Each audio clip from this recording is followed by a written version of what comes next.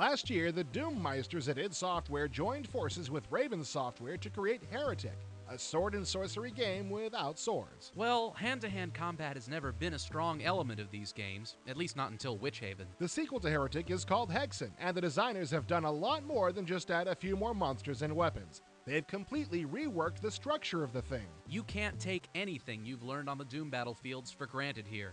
It's a whole new world, and welcome to it.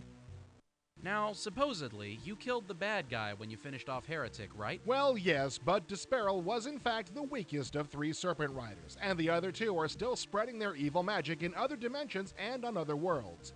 Hexen takes place on the dimension Chronos, which is populated by humans instead of elves. The thing about humans, if I recall my D&D correctly, is that they have more character class options than elves, right? Right, and in Hexen you start the game by choosing from one of 3 character classes. You can be a fighter who muscles his way out of most situations with only a few magic items to help him out. You can be a mage who can bend reality to his whim, but is really bad at arm wrestling. Or you can be a cleric who uses both physical and magical skills. He starts off at a disadvantage, but can really kick butt in the higher levels. It's funny, I never thought of priests as being that tough. Oh, that's right. You never went to Catholic school, did you?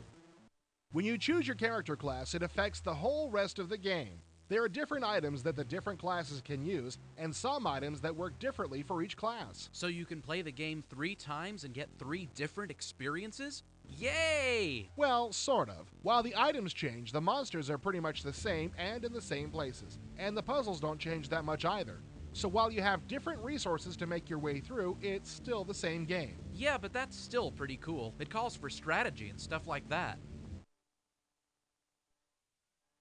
Oh, there's no lack of cool stuff in Hexen.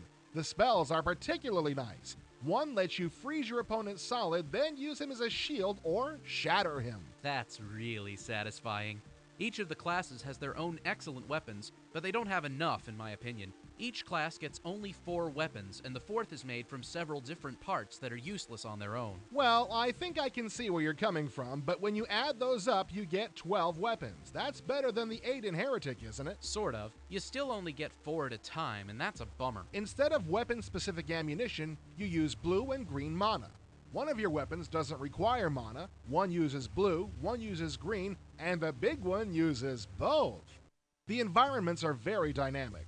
Dead leaves blow past on the ground, the mist rolls into the picture, when you walk through the water, it splashes up. Well, it did that in Heretic, too. Yeah, but you couldn't smash stained glass windows in Heretic. Hey, that's great. There's secret rooms back there. There are also earthquakes that can crumble bridges out from underneath you. Well, I'll be okay as long as I don't fall into acid or lava. What makes you say that? Well, everybody knows you can fall as far as you want in Doom games without getting hurt. Guess again, buddy. Falling does relative damage in Hexen, and there are lots of places where you can easily fall to your death, no matter how high your health is.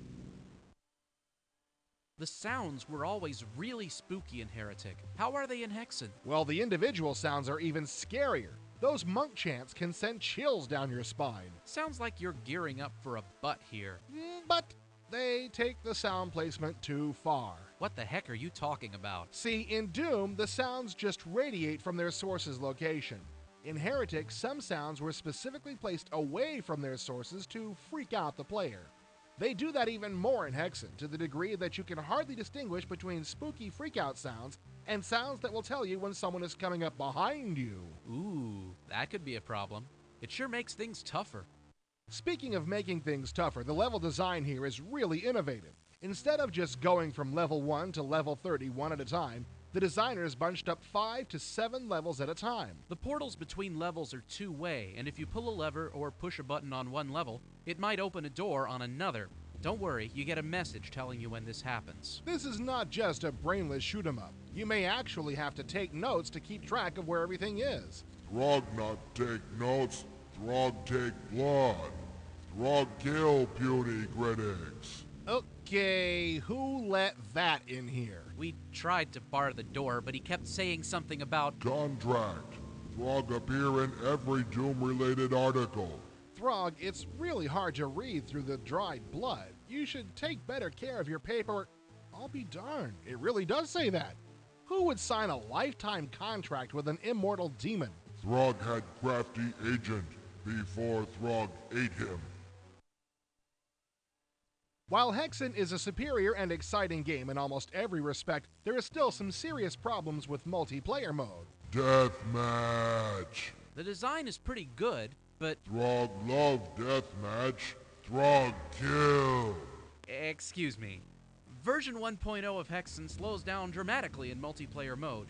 Even on P60s, the action had a nasty hiccup effect. When Throg has hiccups, Throg holds breath, stands on his horns, and drinks steaming mug of blood. I'm sure that later patches will fix this, but for the time being, Hexen plays best as a one-player game.